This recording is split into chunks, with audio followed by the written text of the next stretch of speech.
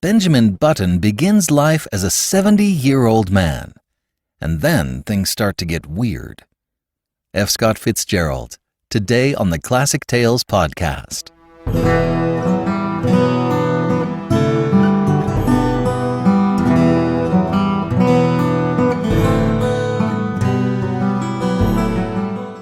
Welcome to this vintage episode of the Classic Tales podcast. Thank you for listening. A new vintage episode is released every Tuesday. Clouds of Witness by Dorothy Sayers will continue episodically every Friday. Please help us to continue producing amazing audiobooks by going to classictalesaudiobooks.com and becoming a supporter. Thank you so much. Today's story originally appeared in Collier's magazine on May 27, 1922. It was later included in the short story collection Tales of the Jazz Age. The story was later adapted to a film in 2008 and a musical in 2019. This story was recorded when a listener reached out to me from New Orleans and told me that they were filming a movie in her neighborhood based on this short story. And now, The Curious Case of Benjamin Button by F. Scott Fitzgerald.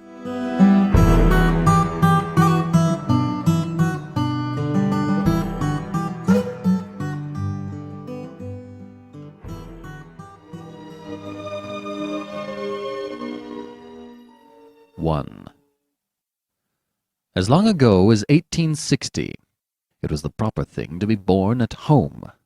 At present, so I am told, the high gods of medicine have decreed that the first cries of the young shall be uttered upon the anesthetic air of a hospital, preferably a fashionable one. So young Mr. and Mrs. Roger Button were 50 years ahead of style when they decided, one day in the summer of 1860, that their first baby should be born in a hospital. Whether this anachronism had any bearing upon the astonishing history I am about to set down will never be known. I shall tell you what occurred and let you judge for yourself. The Roger Buttons held an enviable position, both social and financial, in antebellum Baltimore.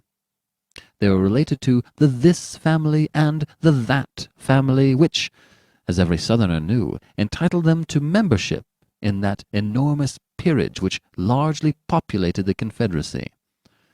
This was their first experience with the charming old custom of having babies. Mr. Button was naturally nervous. He hoped it would be a boy, so that he could be sent to Yale College in Connecticut, at which institution Mr. Button himself had been known for 4 years by the somewhat obvious nickname of Cuff. On the September morning consecrated to the enormous event, he arose nervously at 6 o'clock, dressed himself, adjusted an impeccable stock, and hurried forth through the streets of Baltimore to the hospital, to determine whether the darkness of the night had borne in new life upon its bosom. When he was approximately 100 yards from the Maryland Private Hospital for Ladies and Gentlemen, he saw Dr. Keene, the family physician, descending the front steps, rubbing his hands together with a washing movement, as all doctors are required to do by the unwritten ethics of their profession.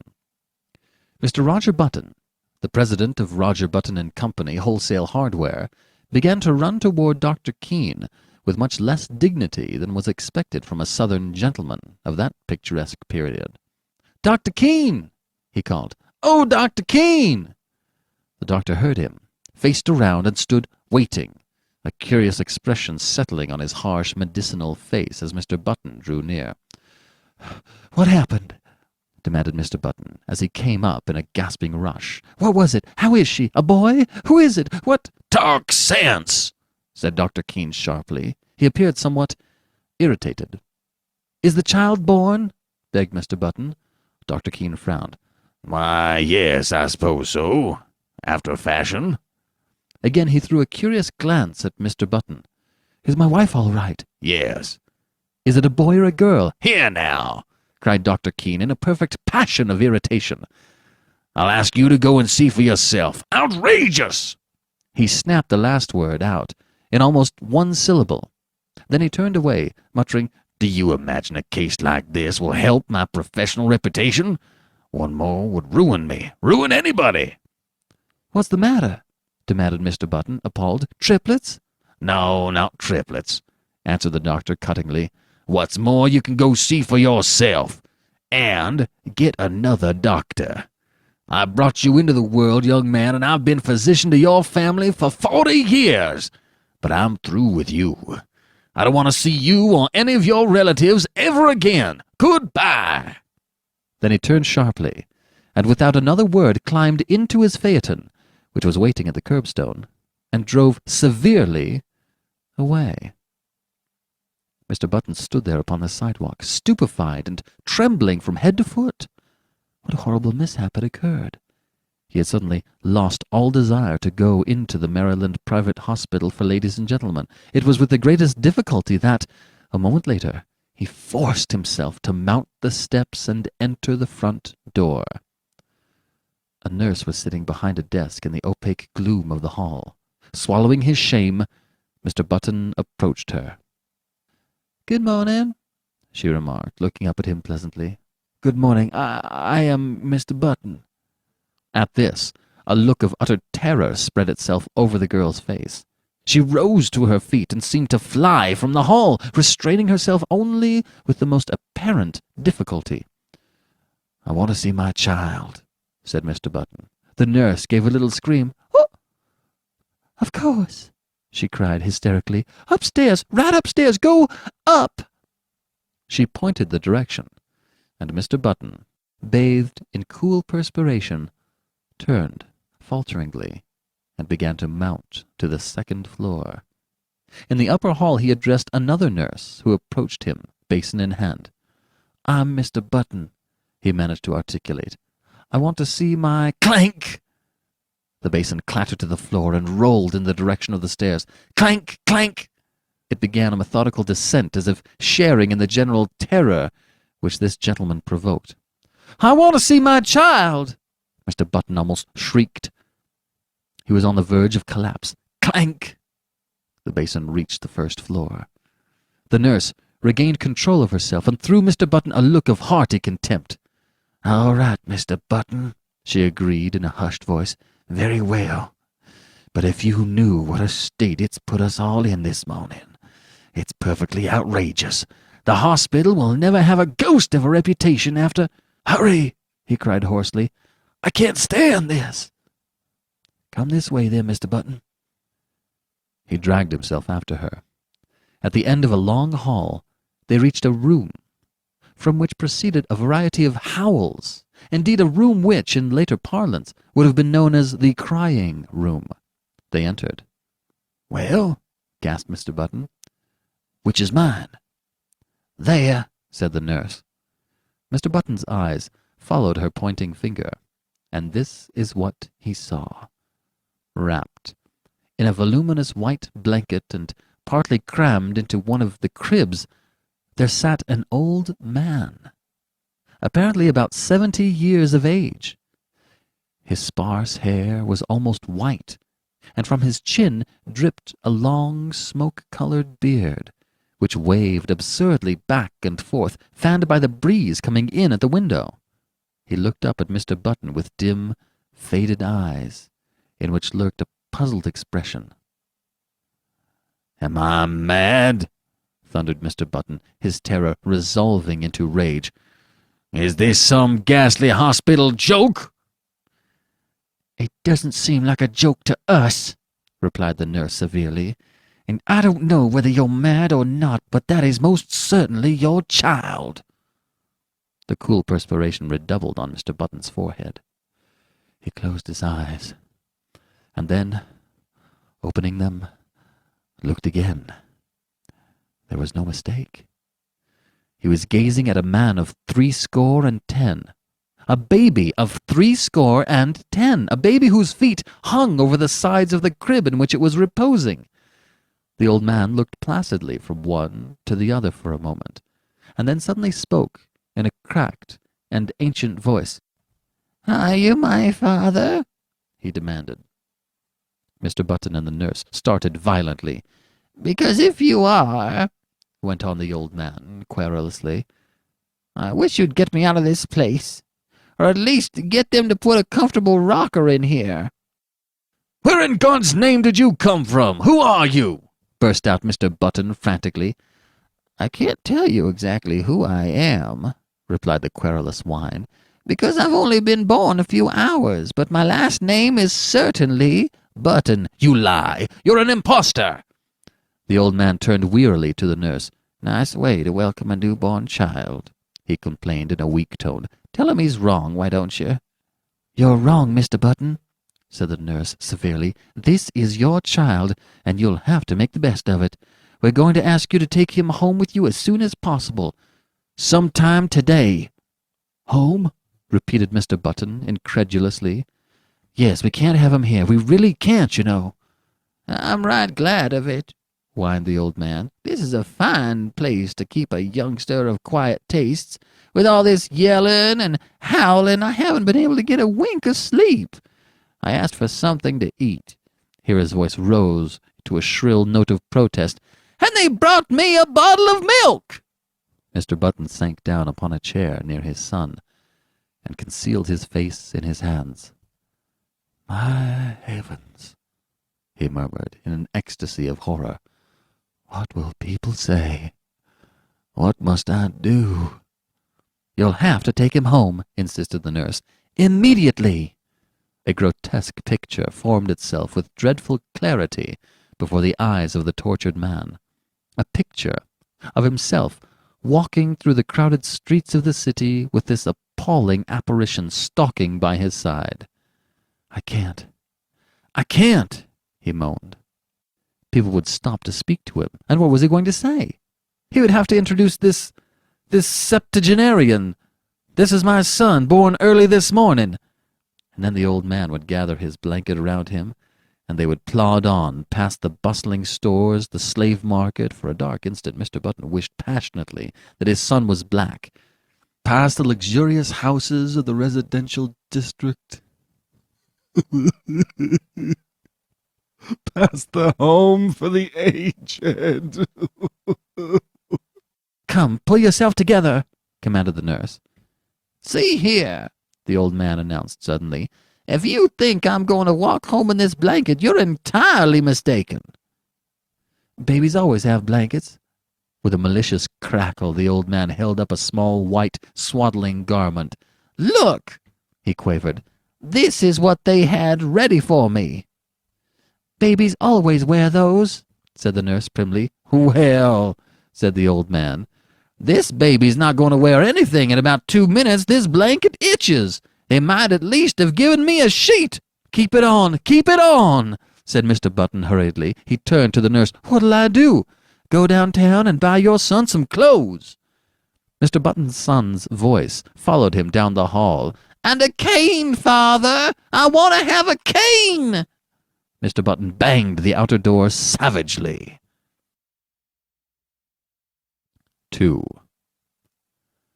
"Good morning," Mr. Button said nervously to the clerk in the Chesapeake Dry Goods Company. "I want to buy some clothes for my child." "How old is your child, sir?" "About 6 hours," answered Mr. Button without due consideration. Baby supply department in the rear. "Why, I'm not sure that's what I want. He's an unusually large-sized child, exceptionally, large." "They have the largest child sizes." "Where is the boys' department?" inquired Mr. Button, shifting his ground desperately. He felt that the clerk must surely scent his shameful secret. "Right here." "Well," he hesitated. The notion of dressing his son in men's clothes was repugnant to him. If, say, he could only find a very large boy's suit, he might cut off that long and awful beard, dye the white hair brown, and thus manage to conceal the worst and to retain something of his own self-respect, not to mention his position in Baltimore society. But a frantic inspection of the boys' department revealed no suits to fit the newborn Button. He blamed the store, of course. In such cases it is the thing to blame the store. "How old did you say that boy of yours was?" demanded the clerk curiously. "He's 16. Oh, I beg your pardon. I thought you said 6 hours. You'll find the youth's department in the next aisle. Mr. Button turned miserably away. Then he stopped, brightened, and pointed his finger toward a dressed dummy in the window display. "There!" he exclaimed. "I'll take that suit, out there on the dummy." The clerk started. "Why," he protested, "that's not a child's suit. At least it is, but it's for fancy dress. You could wear it yourself." "Wrap it up," insisted his customer nervously. "That's what I want." The astonished clerk obeyed. Back at the hospital, Mr. Button entered the nursery and almost threw the package at his son. "Here's your clothes," he snapped out. The old man untied the package and viewed the contents with a quizzical eye. "They look sort of funny to me," he complained. "I don't want to be made a monkey of." "You've made a monkey of me," retorted Mr. Button fiercely. "Never you mind how funny you look. Put them on or I'll spank you." He swallowed uneasily at the penultimate word, feeling nevertheless that it was the proper thing to say. "All right, father." This with a grotesque simulation of filial respect. "You've lived longer. You know best, just as you say." As before, the sound of the word father caused Mr. Button to start violently. "And hurry." "I'm hurrying, father." When his son was dressed, Mr. Button regarded him with depression. The costume consisted of dotted socks, pink pants, and a belted blouse with a wide white collar. Over the latter waved the long whitish beard, drooping almost to the waist. The effect was not good. "Wait!" Mr. Button seized the hospital shears, and with 3 quick snaps amputated a large section of the beard. But even with this improvement the ensemble fell far short of perfection. The remaining brush of scraggly hair, the watery eyes, the ancient teeth seemed oddly out of tone with the gaiety of the costume. Mr. Button, however, was obdurate. He held out his hand. "Come along," he said sternly. His son took the hand trustingly. "What are you going to call me, Dad?" he quavered as they walked from the nursery. "Just Baby for a while, till you think of a better name?" Mr. Button grunted. "I don't know," he answered harshly. "I think we'll call you Methuselah." 3. Even after the new addition to the Button family had had his hair cut short and then dyed to a sparse, unnatural black, had had his face shaved so close that it glistened, and had been attired in small boy clothes made to order by a flabbergasted tailor, it was impossible for Button to ignore the fact that his son was a poor excuse for a first family baby. Despite his aged stoop, Benjamin Button, for it was by this name that they called him instead of by the appropriate but invidious Methuselah, was 5 feet 8 inches tall. His clothes did not conceal this, nor did the clipping and dyeing of his eyebrows disguise the fact that his eyes under were faded and watery and tired. In fact, the baby nurse, who had been engaged in advance, left the house after one look in a state of considerable indignation. But Mr. Button persisted in his unwavering purpose. Benjamin was a baby, and a baby he should remain. At first, he declared that if Benjamin didn't like warm milk, he could go without food altogether. But he was finally prevailed upon to allow his son bread and butter, and even oatmeal by way of a compromise. One day, he brought home a rattle, and, giving it to Benjamin, insisted in no uncertain terms that he should play with it. Whereupon the old man took it with a weary expression, and could be heard jingling it obediently at intervals throughout the day. There can be no doubt, though, that the rattle bored him, and that he found other and more soothing amusements when he was left alone. For instance, Mr. Button discovered one day that during the preceding week he had smoked more cigars than ever before, a phenomenon which was explained a few days later when, entering the nursery unexpectedly, he found the room full of a faint blue haze and Benjamin, with a guilty expression on his face, trying to conceal the butt of a dark Havana. This, of course, called for a severe spanking, but Mr. Button found that he could not bring himself to administer it. He merely warned his son that he would stunt his growth. Nevertheless, he persisted in his attitude. He brought home lead soldiers, he brought toy trains, he brought large, pleasant animals made of cotton, and, to perfect the illusion which he was creating, for himself at least, he passionately demanded of the clerk in the toy store whether the paint would come off the pink duck if the baby put it in his mouth. But, despite all his father's efforts, Benjamin refused to be interested. He would steal down the back stairs and return to the nursery with a volume of the Encyclopaedia Britannica, over which he would pore through an afternoon, while his cotton cows and his Noah's Ark were left neglected on the floor. Against such stubbornness, Mr. Button's efforts were of little avail. The sensation created in Baltimore was, at first, prodigious. What the mishap would have cost the Buttons and their kinfolk socially cannot be determined, for the outbreak of the Civil War drew the city's attention to other things. A few people who were unfailingly polite racked their brains for compliments to give to the parents, and finally hit upon the ingenious device of declaring that the baby resembled his grandfather, a fact which, due to the standard state of decay common to all men of 70, could not be denied. Mr. and Mrs. Roger Button were not pleased, and Benjamin's grandfather was furiously insulted. Benjamin, once he left the hospital, took life as he found it. Several small boys were brought to see him, and he spent a stiff-jointed afternoon trying to work up an interest in tops and marbles. He even managed, quite accidentally, to break a kitchen window with a stone from a slingshot, a feat which secretly delighted his father.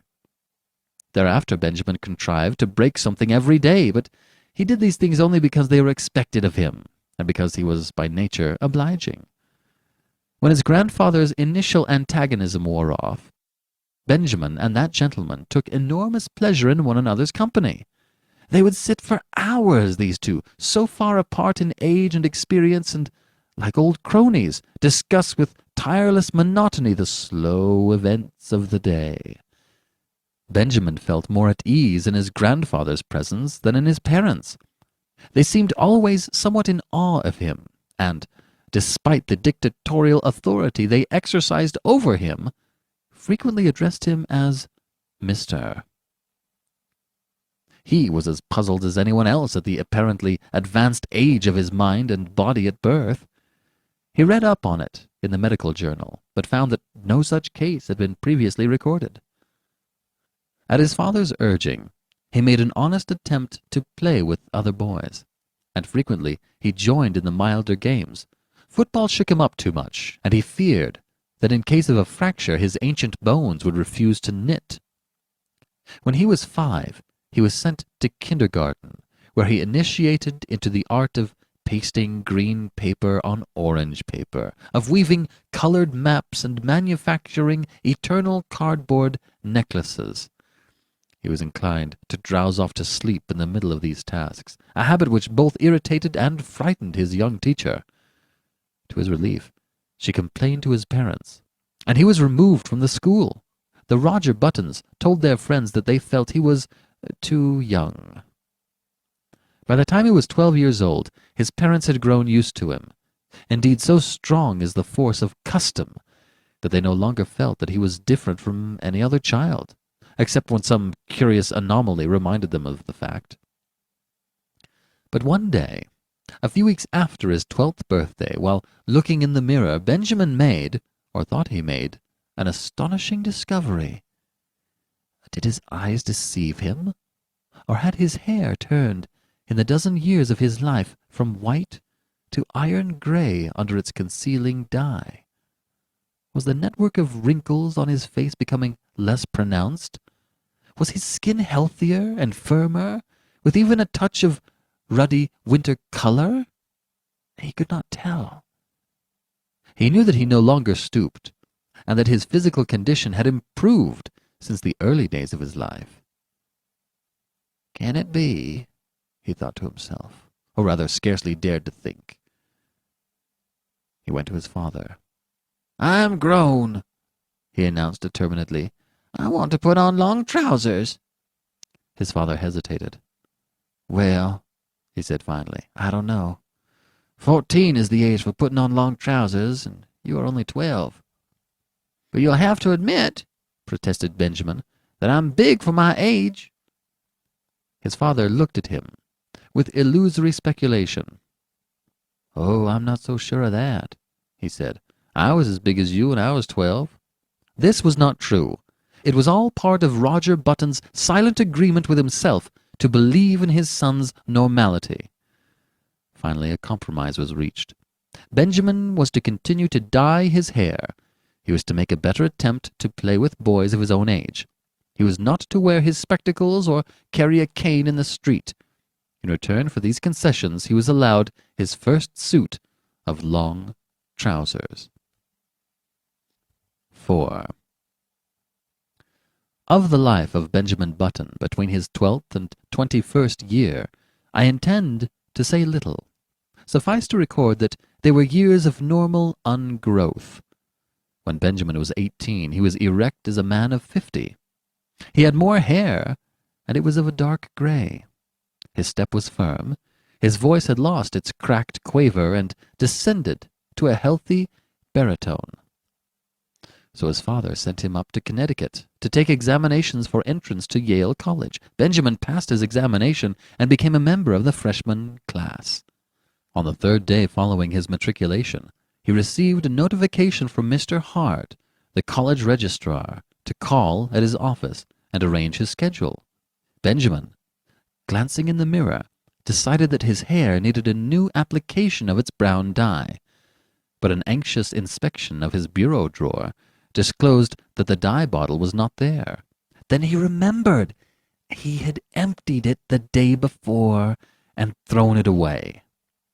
He was in a dilemma. He was due at the registrar's in 5 minutes. There seemed to be no help for it. He must go as he was. He did. "Good morning," said the registrar politely. "You've come to inquire about your son." "Why, as a matter of fact, my name's Button," began Benjamin, but Mr. Hart cut him off. "I'm very glad to meet you, Mr. Button. I'm expecting your son here any minute." "That's me," burst out Benjamin. "I'm a freshman." "What? I'm a freshman? Surely you're joking." "Not at all." The registrar frowned and glanced at a card before him. "Why, I have Mr. Benjamin Button's age down here as 18. "That's my age," asserted Benjamin, flushing silently. The registrar eyed him wearily.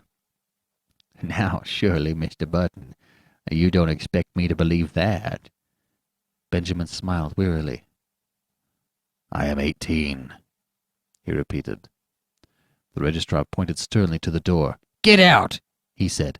"Get out of college and get out of town. You're a dangerous lunatic." "I am 18. Mr. Hart opened the door. "The idea," he shouted. "A man of your age trying to enter here as a freshman. 18 years old, are you? Well, I'll give you 18 minutes to get out of town." Benjamin Button walked with dignity from the room, and half a dozen undergraduates who were waiting in the hall followed him curiously with their eyes.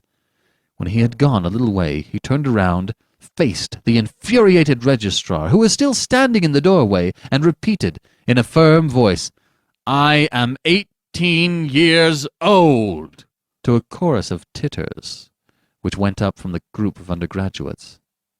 Benjamin walked away. But he was not fated to escape so easily. On his melancholy walk to the railroad station, he found that he was being followed by a group, then by a swarm, and finally by a dense mass of undergraduates. The word had gone around that a lunatic had passed the entrance examinations for Yale and attempted to palm himself off as a youth of 18. A fever of excitement permeated the college. Men ran hatless out of classes. The football team abandoned its practice and joined the mob. Professors' wives with bonnets awry and bustles out of position ran shouting after the procession, from which proceeded a continual succession of remarks aimed at the tender sensibilities of Benjamin Button. He must be the wandering Jew. He ought to go to prep school at his age. Look at the infant prodigy. He thought this was the old man's home. Go up to Harvard. Benjamin increased his gait, and soon he was running. He would show them. He would go to Harvard, and then they would regret these ill-considered taunts. Safely on board the train for Baltimore, he put his head from the window. You'll regret this, he shouted. The undergraduates laughed. It was the biggest mistake that Yale College had ever made. 5. In 1880, Benjamin Button was 20 years old, and he signalized his birthday by going to work for his father in Roger Button and Company, wholesale hardware. It was in that same year that he began going out socially. That is, his father insisted on taking him to several fashionable dances. Roger Button was now 50, and he and his son were more and more companionable. In fact, since Benjamin had ceased to dye his hair, which was still grayish, they appeared about the same age, and could have passed for brothers. One night in August they got into the phaeton attired in their full-dress suits, and drove out to a dance at the Shevlins' country house, situated just outside of Baltimore. It was a gorgeous evening. A full moon drenched the road to the lustreless color of platinum, and late-blooming harvest flowers breathed into the motionless air aromas that were like low, half-heard laughter.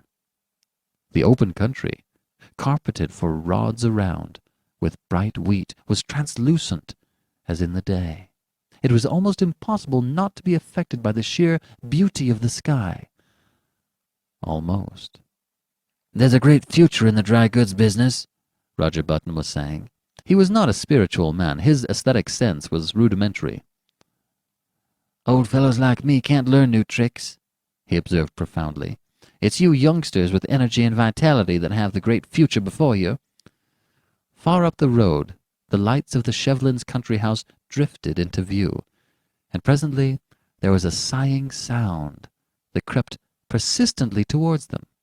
It might have been the fine plaint of violins, or the rustle of the silver wheat under the moon. They pulled up behind a handsome brougham, whose passengers were disembarking at the door. A lady got out, then an elderly gentleman, then another young lady, beautiful as sin. Benjamin started. An almost chemical change seemed to dissolve and recompose the very elements of his body. A rigor passed over him. Blood rose into his cheeks, his forehead, and there was a steady thumping in his ears. It was first love. The girl was slender and frail, with hair that was ashen under the moon and honey-colored under the sputtering gas lamps of the porch. Over her shoulders was thrown a Spanish mantilla of softest yellow, butterflied in black. Her feet were glistening buttons at the hem of her bustled dress. Roger Button leaned over to his son. "That," he said, "is young Hildegarde Moncrief, the daughter of General Moncrief." Benjamin nodded coldly. "Pretty little thing," he said indifferently. But when the Negro boy had led the buggy away, he added, "Dad, you might introduce me to her." They approached a group of which Miss Moncrief was the center. Reared in the old tradition, she curtsied low before Benjamin. Yes, he might have a dance. He thanked her and walked away, staggered away. The interval, until the time for his turn should arrive, dragged itself out interminably. He stood close to the wall, silent, inscrutable, watching with murderous eyes the young bloods of Baltimore as they eddied around Hildegarde Moncrief, passionate admiration in their faces. How obnoxious they seemed to Benjamin, how intolerably rosy! Their curling brown whiskers aroused in him a feeling equivalent to indigestion. But when his own time came, and he drifted with her out upon the changing floor to the music of the latest waltz from Paris, his jealousies and anxieties melted from him like a mantle of snow. Blind with enchantment, he felt that life was just beginning. "You and your brother just got here as we did, didn't you?" asked Hildegard, looking up at him with eyes that were like bright blue enamel. Benjamin hesitated. If she took him for his father's brother, would it be best to enlighten her? He remembered his experience at Yale, so he decided against it. It would be rude to contradict a lady. It would be criminal to mar this exquisite occasion with a grotesque story of his origin. Later, perhaps. So he nodded, smiled, listened, and was happy. "I like men of your age," Hildegard told him. "Young boys are so idiotic. They tell me how much champagne they drink at college and how much money they lose playing cards. Men of your age know how to appreciate women." Benjamin felt himself on the verge of a proposal. With an effort, he choked back the impulse. "You're just the romantic age," she continued.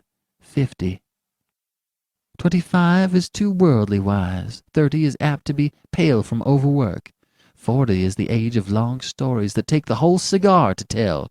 60 is too near 70, but 50 is the mellow age. I love 50. 50 seemed to Benjamin a glorious age. He longed passionately to be 50. "I've always said," went on Hildegard, "that I'd rather marry a man of 50 and be taken care of than many a man of 30 and take care of him." For Benjamin, the rest of the evening was bathed in a honey-colored mist. Hildegard gave him 2 more dances, and they discovered that they were marvelously in accord on all the questions of the day. She was to go driving with him on the following Sunday, and then they would discuss all these questions further. Going home in the phaeton just before the crack of dawn, when the first bees were humming and the fading moon glimmered in the cool dew, Benjamin knew vaguely that his father was discussing wholesale hardware. "And what do you think should merit our biggest attention after hammers and nails?" the elder Button was saying. "Love," replied Benjamin absent-mindedly. "Lugs?" exclaimed Roger Button. "Why, I've just covered the question of lugs." Benjamin regarded him with dazed eyes, just as the eastern sky was suddenly cracked with light, and an oriole yawned piercingly in the quickening trees. 6. When, 6 months later, the engagement of Miss Hildegard Moncrief to Mr. Benjamin Button was made known, I say made known, for General Moncrief declared he would rather fall upon his sword than announce it, the excitement in Baltimore society reached a feverish pitch. The almost forgotten story of Benjamin's birth was remembered and sent out upon the winds of scandal in picaresque and incredible forms. It was said that Benjamin was really the father of Roger Button, that he was his brother who had been in prison for 40 years, that he was John Wilkes Booth in disguise, and finally that he had 2 small conical horns sprouting from his head. The Sunday supplements of the New York papers played up the case with fascinating sketches which showed the head of Benjamin Button attached to a fish, to a snake, and finally to a body of solid brass. He became known journalistically as the Mystery Man of Maryland, but the true story, as is usually the case, had a very small circulation. However, everyone agreed with General Moncrief that it was criminal for a lovely girl who could have married any beau in Baltimore to throw herself into the arms of a man who was assuredly 50. In vain Mr. Roger Button published his son's birth certificate in large type in the Baltimore Blaze. No one believed it. You only had to look at Benjamin and see. On the part of the 2 people most concerned, there was no wavering. So many of the stories about her fiancé were false that Hildegard refused stubbornly to believe even the true one. In vain General Moncrief pointed out to her the high mortality among men of 50, or at least among men who looked 50. In vain he told her of the instability of the wholesale hardware business. Hildegard had chosen to marry for mellowness, and marry she did. 7. In one particular, at least, the friends of Hildegard Moncrief were mistaken. The wholesale hardware business prospered amazingly. In the 15 years between Benjamin Button's marriage in 1880 and his father's retirement in 1895, the family fortune was doubled, and this was due largely to the younger member of the firm. Needless to say, Baltimore eventually received the couple to its bosom. Even old General Moncrief became reconciled to his son-in-law when Benjamin gave him the money to bring out his History of the Civil War in 20 volumes, which had been refused by 9 prominent publishers. In Benjamin himself, 15 years had wrought many changes. It seemed to him that the blood flowed with new vigor through his veins. It began to be a pleasure to rise in the morning, to walk with an active step along the busy, sunny street, to work untiringly with his shipments of hammers and his cargoes of nails.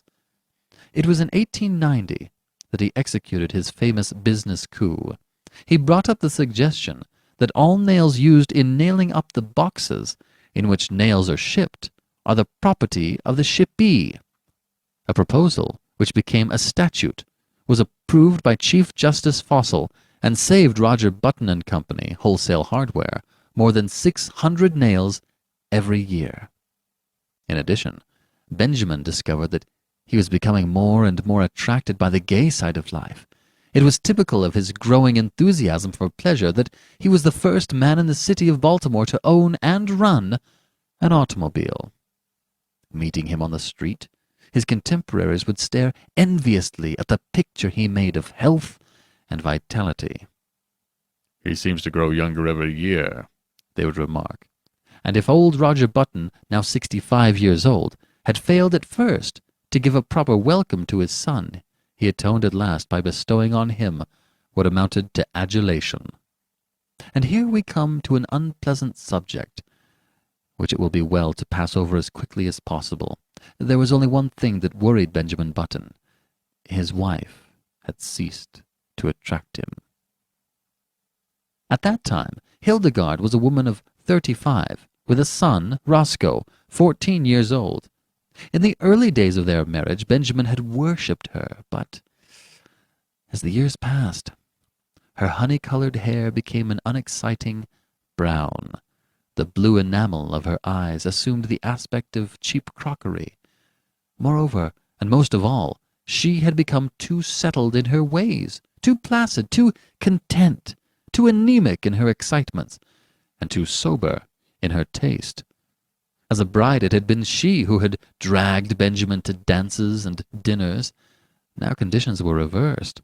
She went out socially with him, but without enthusiasm, devoured already by that eternal inertia which comes to live with each of us one day and stays with us to the end. Benjamin's discontent waxed stronger. At the outbreak of the Spanish-American War in 1898, his home had for him so little charm that he decided to join the army. With his business influence, he obtained a commission as captain and proved so adaptable to the work that he was made a major, and finally a lieutenant colonel, just in time to participate in the celebrated charge up San Juan Hill. He was slightly wounded and received a medal. Benjamin had become so attached to the activity and excitement of army life that he regretted to give it up. But his business required attention, so he resigned his commission and came home. He was met at the station by a brass band and escorted to his house. 8.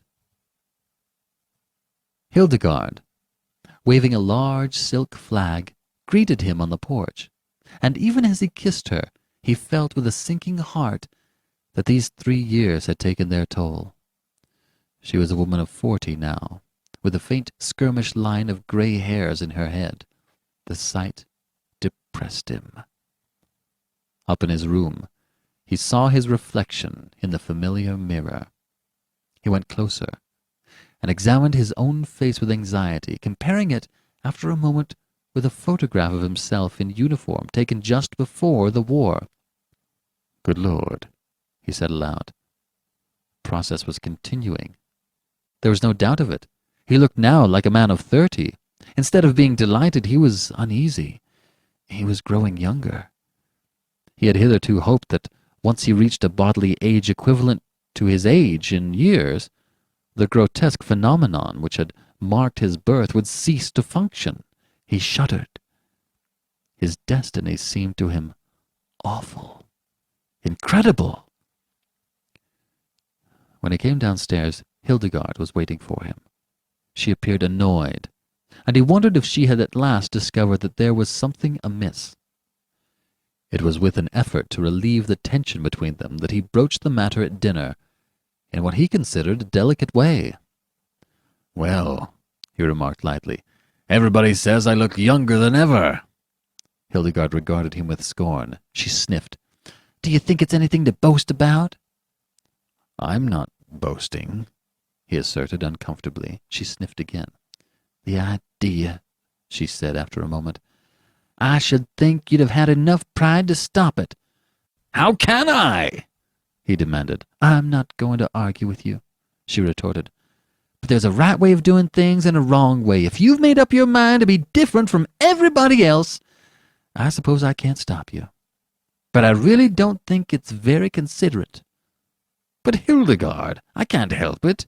"You can too. You're simply stubborn. You think you don't want to be like anyone else. You always have been that way, and you always will be. But just think how it would be if everyone else looked at things as you do. What would the world be like?" As this was an inane and unanswerable argument, Benjamin made no reply, and from that time on a chasm began to widen between them. He wondered what possible fascination she had ever exercised over him. To add to the breach, he found, as the new century gathered headway, that his thirst for gaiety grew stronger. Never a party of any kind in the city of Baltimore but he was there, dancing with the prettiest of the young married women, chatting with the most popular of the debutantes, and finding their company charming, while his wife, a dowager of evil omen, sat among the chaperones, now in haughty disapproval, and now following him with solemn, puzzled, and reproachful eyes. "Look," people would remark, "what a pity. A young fellow that age tied to a woman of 45. He must be 20 years younger than his wife." They had forgotten, as people inevitably forget, that back in 1880 their mammas and papas had also remarked about this same ill-matched pair. Benjamin's growing unhappiness at home was compensated for by his many new interests. He took up golf, and made a great success of it. He went in for dancing. In 1906, he was an expert at the Boston, and in 1908, he was considered proficient at the Maxine, while in 1909, his Castle Walk was the envy of every young man in town. His social activities, of course, interfered to some extent with his business, but then he had worked hard at wholesale hardware for 25 years, and felt that he could soon hand it on to his son, Roscoe, who had recently graduated from Harvard. He and his son were, in fact, often mistaken for each other. This pleased Benjamin. He soon forgot the insidious fear which had come over him on his return from the Spanish-American War, and grew to take a naive pleasure in his appearance. There was only one fly in the delicious ointment. He hated to appear in public with his wife. Hildegard was almost 50, and the sight of her made him feel absurd. 9. One September day in 1910, a few years after Roger Button and Company Wholesale Hardware had been handed over to young Roscoe Button, a man, apparently about 20 years old, entered himself as a freshman at Harvard University in Cambridge. He did not make the mistake of announcing that he would never see 50 again, nor did he mention the fact that his son had been graduated from the same institution 10 years before. He was admitted, and almost immediately attained a prominent position in the class, partially because he seemed a little older than the other freshmen, whose average age was about 18. But his success was largely due to the fact that in the football game with Yale he played so brilliantly, with so much dash, and with such a cold, remorseless anger that he scored 7 touchdowns and 14 field goals for Harvard, and caused one entire 11 of Yale men to be carried singly from the field unconscious. He was the most celebrated man in college. Strange to say, in his third or junior year he was scarcely able to make the team. The coaches said that he had lost weight, and it seemed to the more observant among them that he was not quite as tall as before. He made no touchdowns. Indeed, he was retained on the team chiefly in hope that his enormous reputation would bring terror and disorganization to the Yale team. In his senior year, he did not make the team at all. He had grown so slight and frail that one day he was taken by some sophomores for a freshman, an incident which humiliated him terribly. He became known as something of a prodigy, a senior who was surely no more than 16, and he was often shocked at the worldliness of some of his classmates. His studies seemed harder to him. He felt that they were too advanced. He heard his classmates speak of St. Midas's, the famous preparatory school, at which so many of them had prepared for college, and he determined after his graduation to enter himself at St. Midas's, where the sheltered life among boys his own size would be more congenial to him. Upon his graduation in 1914, he went home to Baltimore with his Harvard diploma in his pocket. Hildegard was now residing in Italy, so Benjamin went to live with his son Roscoe. But though he was welcomed in a general way, there was obviously no heartiness in Roscoe's feeling toward him. There was even perceptible a tendency on his son's part to think that Benjamin, as he moped about the house in adolescent moodiness, was somewhat in the way. Roscoe was married now, and prominent in Baltimore life, and he wanted no scandal to creep out in connection with his family. Benjamin, no longer persona grata with the debutantes and younger college set, found himself left much alone, except for the companionship of 3 or 4 15-year-old boys in the neighborhood. His idea of going to St. Midas's school recurred to him. "Say," he said to Roscoe one day, "I've told you over and over that I want to go to prep school." "Well, go then," replied Roscoe shortly. The matter was distasteful to him, and he wished to avoid a discussion. "I can't go alone," said Benjamin helplessly. "You'll have to enter me and take me up there." "I haven't got time," declared Roscoe abruptly. His eyes narrowed, and he looked uneasily at his father. "As a matter of fact," he added, "you'd better not go on with this business much longer. You'd better pull up short. You'd better... He paused, and his face crimsoned as he sought for words. "You'd better turn right around and start back the other way. This has gone too far to be a joke. It isn't funny any longer. You behave yourself!" Benjamin looked at him, on the verge of tears. "And another thing," continued Roscoe. "When visitors are in the house, I want you to call me Uncle. Not Roscoe, but Uncle. Do you understand? It looks absurd for a boy of 15 to call me by my first name. Perhaps you'd better call me Uncle all the time, so you get used to it." With a harsh look at his father, Roscoe turned away. At the termination of this interview, Benjamin wandered dismally upstairs and stared at himself in the mirror. He had not shaved for 3 months, but he could find nothing on his face but a faint white down, with which it seemed unnecessary to meddle.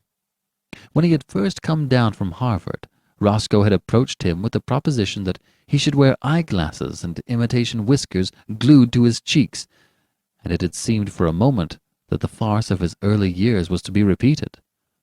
But whiskers had itched and made him ashamed. He wept, and Roscoe had reluctantly relented.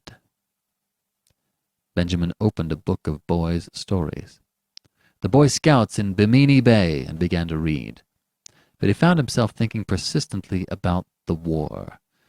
America had joined the Allied cause during the preceding month, and Benjamin wanted to enlist, but, alas, 16 was the minimum age, and he did not look that old. His true age which was 57, would have disqualified him anyway. There was a knock at his door, and the butler appeared with a letter bearing a large official legend in the corner and addressed to Mr. Benjamin Button. Benjamin tore it open eagerly and read the enclosure with delight. It informed him that many reserve officers who had served in the Spanish-American War were being called back into service with a higher rank, and it enclosed his commission as Brigadier General in the United States Army with orders to report immediately. Benjamin jumped to his feet, fairly quivering with enthusiasm. This was what he had wanted. He seized his cap, and 10 minutes later he had entered a large tailoring establishment on Charles Street and asked in his uncertain treble to be measured for a uniform. "Want to play soldier, sonny?" demanded the clerk casually. Benjamin flushed. "Say, never mind what I want," he retorted angrily. "My name's Button, and I live on Mount Vernon Place, so you know I'm good for it." "Well," admitted the clerk hesitantly, "if you're not, I guess your daddy is, all right." Benjamin was measured, and a week later his uniform was completed. He had difficulty in obtaining the proper general's insignia, because the dealer kept insisting to Benjamin that a nice VWCA badge would look just as well and be much more fun to play with. Saying nothing to Roscoe, he left the house one night and proceeded by train to Camp Mosby in South Carolina, where he was to command an infantry brigade. On a sultry April day he approached the entrance to the camp, paid off the taxicab which had brought him from the station, and turned to the sentry on guard. "Get someone to handle my luggage," he said briskly. The sentry eyed him reproachfully. "Say," he remarked, "where you going with the general's duds, sonny?" Benjamin, veteran of the Spanish-American War, whirled upon him with fire in his eye, but with, alas, a changing treble voice. "Come to attention!" He tried to thunder. He paused for breath. Then, suddenly, he saw the sentry snap his heels together and bring his rifle to the present. Benjamin concealed a smile of gratification, but when he glanced around, his smile faded. It was not he who had inspired obedience, but an imposing artillery colonel who was approaching on horseback. "Colonel!" called Benjamin shrilly.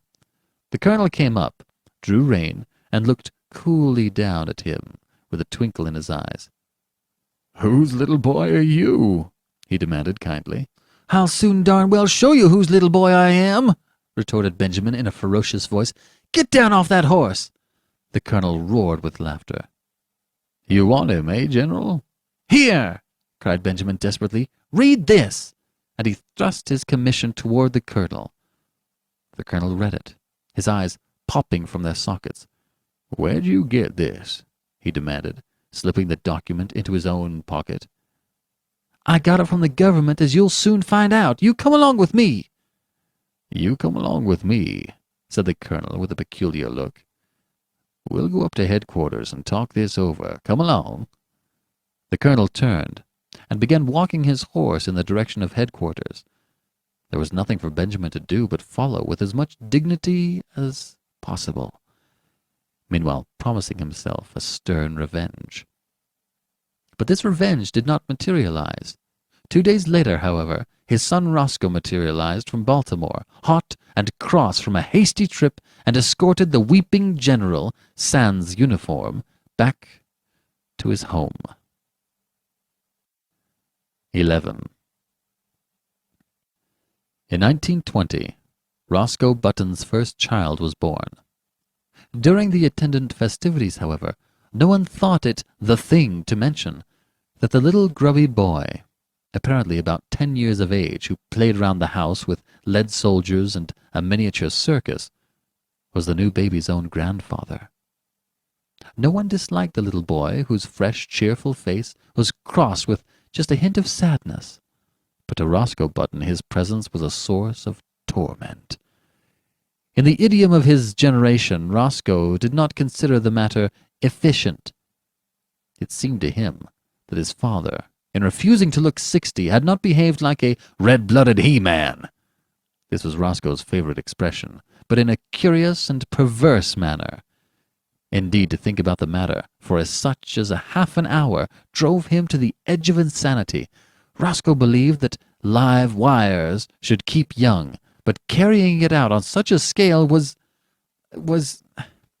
inefficient. And there Roscoe rested.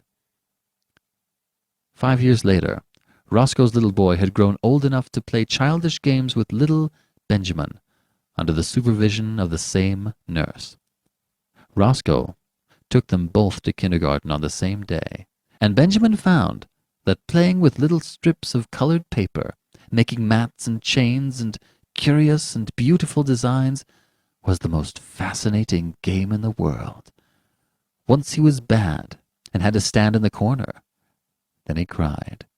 But for the most part, there were gay hours in the cheerful room, with the sunlight coming in the windows and Miss Bailey's kind hand resting for a moment now and then in his tousled hair. Roscoe's son moved up into the first grade after a year, but Benjamin stayed on in the kindergarten. He was very happy.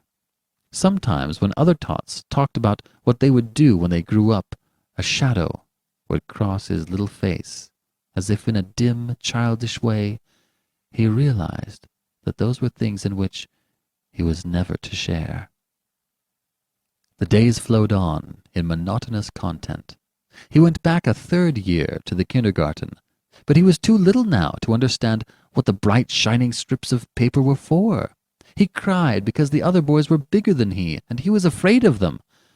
The teacher talked to him, but though he tried to understand, he could not understand at all. He was taken from kindergarten. His nurse, Nana, in her starched gingham dress, became the center of his tiny world. On bright days, they walked in the park. Nana would point at a great gray monster and say, "Elephant," and Benjamin would say it after her. And when he was being undressed for bed that night, he would say it over and over aloud to her, "Elephant, elephant, elephant." Sometimes Nana let him jump on the bed, which was fun, because if you sat down exactly right, it would bounce you up on your feet again. And if you said, "Ah," for a long time while you jumped, you got a very pleasing broken vocal effect. He loved to take a big cane from the hat rack and go around hitting chairs and tables with it and saying, "Fight, fight, fight."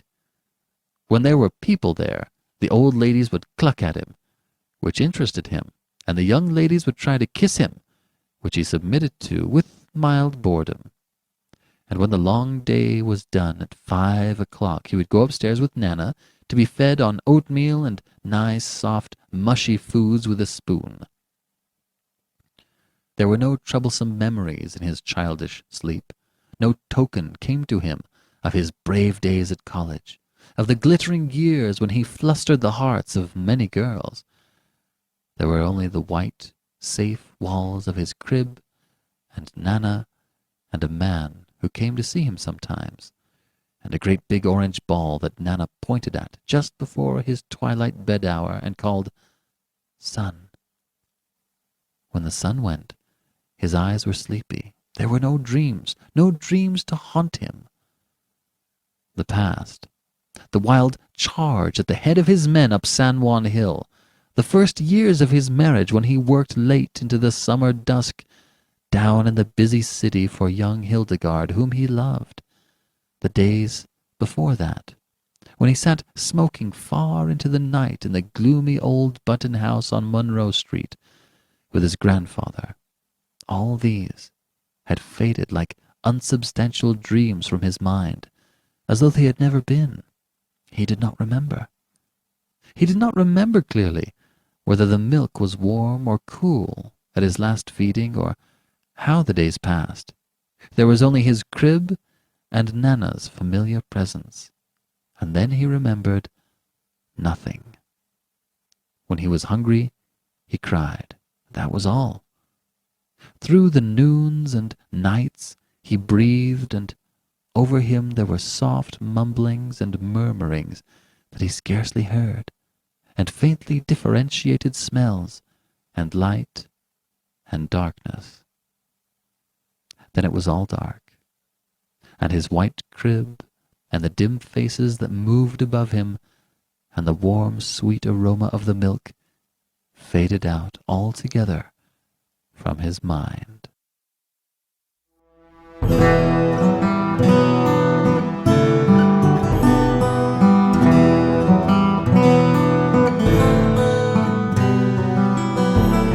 This is B.J. Harrison. I hope you've enjoyed this vintage episode of The Curious Case of Benjamin Button by F. Scott Fitzgerald.